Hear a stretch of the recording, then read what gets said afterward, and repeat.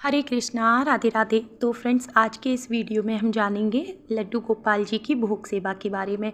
बहुत सारे ऐसे सवाल आते हैं कि दीदी, सात्विक भोजन का भोग तो हम लगाते हैं लड्डू गोपाल जी को, लेकिन क्या हम मूली का भोग लगा सकते हैं? क्या हम गाजर का भोग लगा सकते हैं? क्या हम बैंगन का भोग लगा सकते हैं? बहुत सारे ऐसे सवाल हैं, किन चीज़ों का भोग हमें लगाना है और किन चीज़ों का नहीं, और दिन में कितनी बार भोग लगाना है लड्डू गोपाल जी को, भोग कितनी देर तक रखना है, और भोग का बाद में हमें क्या करना है। सारी जो भी सवाल हैं सबके जवाब इसी वीडियो में मिलेंगे, तो प्लीज़ वीडियो को पूरा देख लीजिएगा। तो फ्रेंड्स, लड्डू गोपाल की सेवा तो हम सभी के घरों में होती है, लेकिन सभी के घरों में अलग अलग तरीके से होती है। जैसे कहीं कहीं पर तो उन्हें भगवान मान के पूजा की जाती है, उनकी मंदिर में ही उन्हें बैठे रहने दिया जाता है। गुड़ का, बताशे का, चीनी का, मिश्री का ये भोग उन्हें लगा दिए जाते हैं। लेकिन कहीं कहीं पे बिल्कुल बच्चे की तरह उनकी सेवा होती है, जिसमें कि पूरे ही दिन लड्डू गोपाल की भोग सेवा चलती है। तो आप जैसे भी लड्डू गोपाल की सेवा करते हैं, कुछ भी गलत नहीं है, क्योंकि देखिए सभी की दिनचर्या सेम नहीं होती और सभी के नियम और सभी के लिए चीज़ें आसान नहीं होती हैं, और सभी के घर का माहौल भी एक सा नहीं होता है। करना भी चाहते हैं कुछ भक्त, लेकिन वो नहीं कर पाते हैं। अब बात करते हैं ऐसे भक्तों के बारे में जो बिना ठाकुर जी को भोग लगाए कुछ भी ग्रहण नहीं करते हैं और गृहस्थ जीवन में हैं और भी जिम्मेदारियां उन्हें देखनी है। तो अब ऐसे में ठाकुर की सेवा कैसे की जाए? तो सबसे पहले हम जान लेते हैं कि लड्डू गोपाल जी को पूरे दिन में हमें भोग कितनी बार लगाना है। तो देखिए, अगर आप वर्किंग हैं, ठीक है, आपके पास इतना समय नहीं होता है, परिवार बड़ा है, बच्चों की जिम्मेदारी है, तो आप सुबह शाम भी भोग लगाएंगे तो भी काफ़ी है, ठीक है।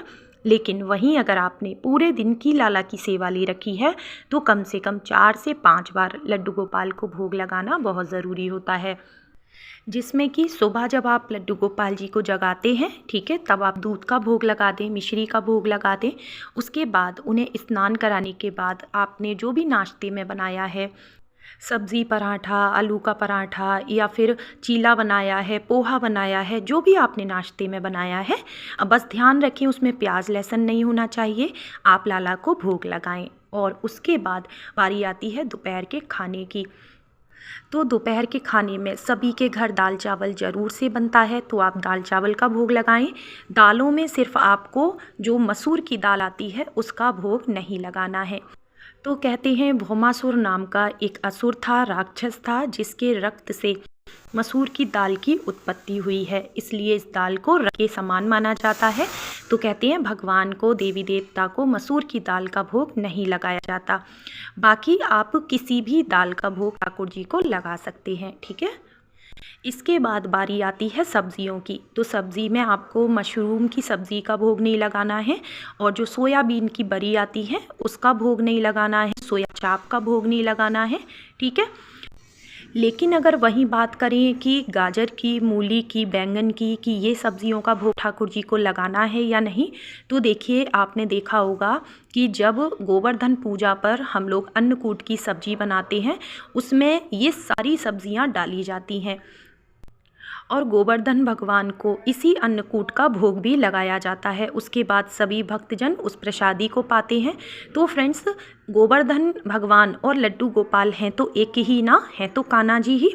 तो आप गाजर, मूली और बैंगन का भोग भी लगा सकते हैं, क्योंकि फ्रेंड्स ये सब्जियां हैं, ठीक है, और ये सात्विक भोजन में ही आती हैं। कहीं पर भी शास्त्रों में ऐसा नहीं लिखा है कि गाजर, मूली, बैंगन का भोग ठाकुर जी को नहीं लगाया जाता। हाँ, कुछ ऐसे संप्रदाय हैं जहाँ पर कि इन चीज़ों के भोग की मनाही होती है। तो अगर आप उन संप्रदाय को फॉलो करते हैं, आप वहाँ से जुड़े हुए हैं, ठीक है, तो फिर आप इन चीज़ों का भोग ना लगाएं। तो आप वहाँ के नियम के हिसाब से चलें, ठीक है, जैसे आपके लिए नियम बताए हैं आप वैसा ही करें। लेकिन ये सब्जियां सात्विक भोग में ही आती हैं। अगर इसमें ऐसी कोई भी दिक्कत होती तो ये भक्तों के लिए भी मना होती, और तुलसी माला धारण करने वालों को भी बोला जाता कि आपको गाजर, बैंगन ये नहीं खाने हैं, लेकिन ऐसा कहीं नहीं कहा गया है, ठीक है। तो बाकी सबकी अपनी सोच है, अपने बनाए हुए नियम हैं, तो अगर आप नहीं लगाना चाहते भोग तो भी कोई दिक्कत नहीं है, आप ना लगाएं, ठीक है। लेकिन हमारे यहाँ ऐसे कोई नियम नहीं है। हमारे यहाँ तो गाजर का हलवा भी बनता है, तो वो भी ठाकुर जी को भोग लगाने के बाद ही खाया जाता है।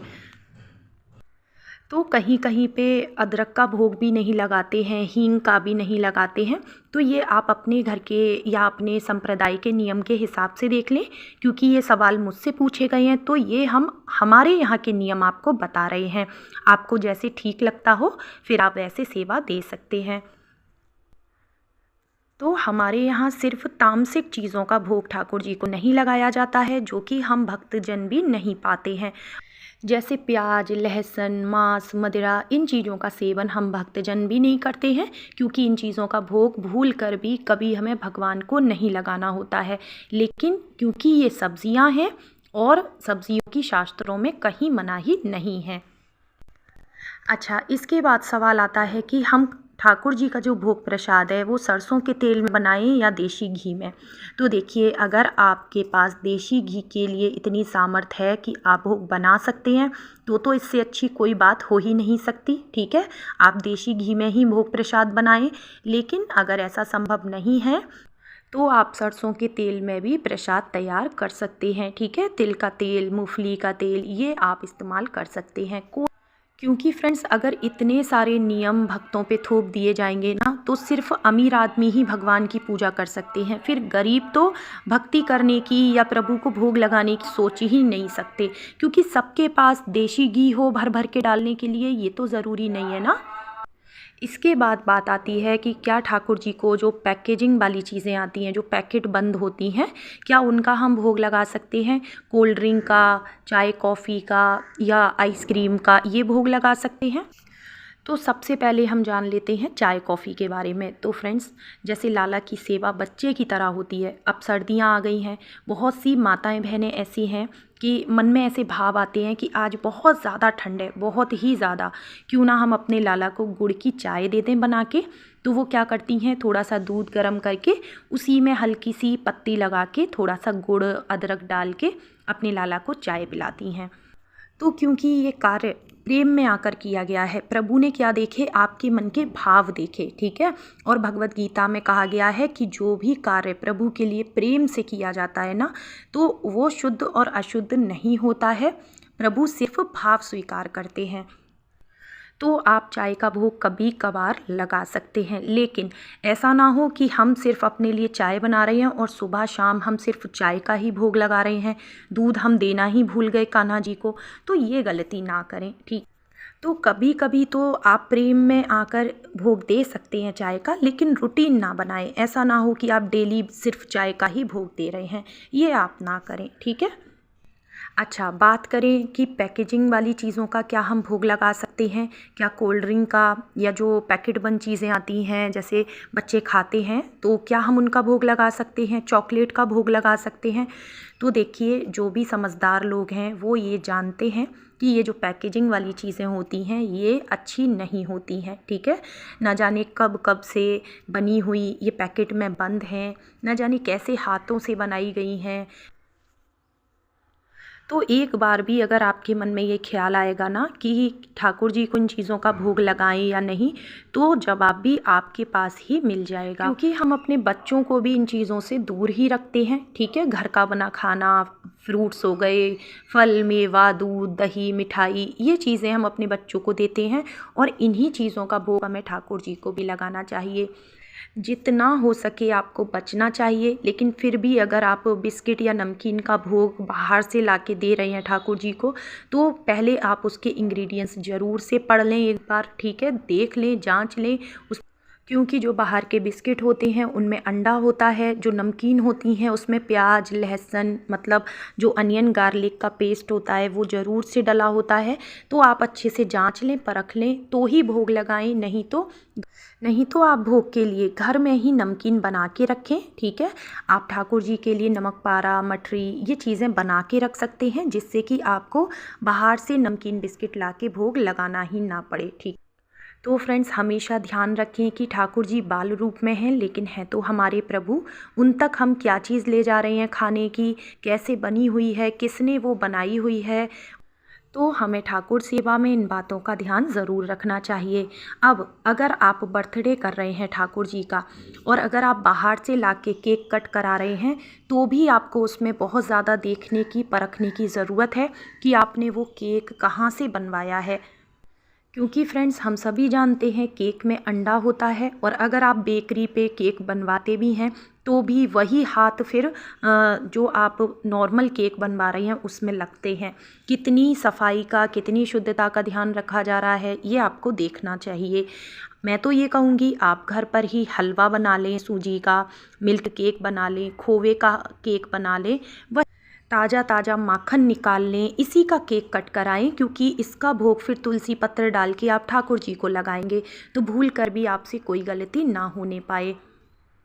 अब मान लीजिए अगर आप कान्हा जी का बर्थडे कर रहे हैं या घर में बच्चों का कोई फंक्शन है तो आप कान्हा जी के पास फ्रूटी है, टॉफ़ी, चॉकलेट, ये चीज़ें आप रख सकते हैं लेकिन इनका भोग ठाकुर जी को ना लगाएं खोल के। आप ये बाद में बच्चों को ही बांट दें, आप ऐसा कर सकते हैं, ठीक है। तो फ्रेंड्स हमारे ठाकुर जी दूध, दही, माखन, मिश्री, घर का बना स्वादिष्ट खाना इसी से ही रीझ जाते हैं और आपको यही सेवाएं उन्हें भरपूर देनी चाहिए। तो फ्रेंड्स आज की वीडियो में हमने आपको अपने लड्डू लाडली की पूरे दिन की सेवा भी दिखाई है। आपको आज का वीडियो कैसा लगा और आप किन किन चीज़ों का भोग लगाते हैं ठाकुर जी को और किन चीज़ों का भोग नहीं लगाते हैं वो भी मुझे कमेंट करके ज़रूर बताना। तो उम्मीद करते हैं आपको आज का वीडियो पसंद आया होगा। वीडियो अच्छा लगा हो तो लाइक, शेयर, कमेंट ज़रूर से कर देना। चैनल को सब्सक्राइब कर लेना। मिलती हूँ नेक्स्ट वीडियो में। राधे राधे।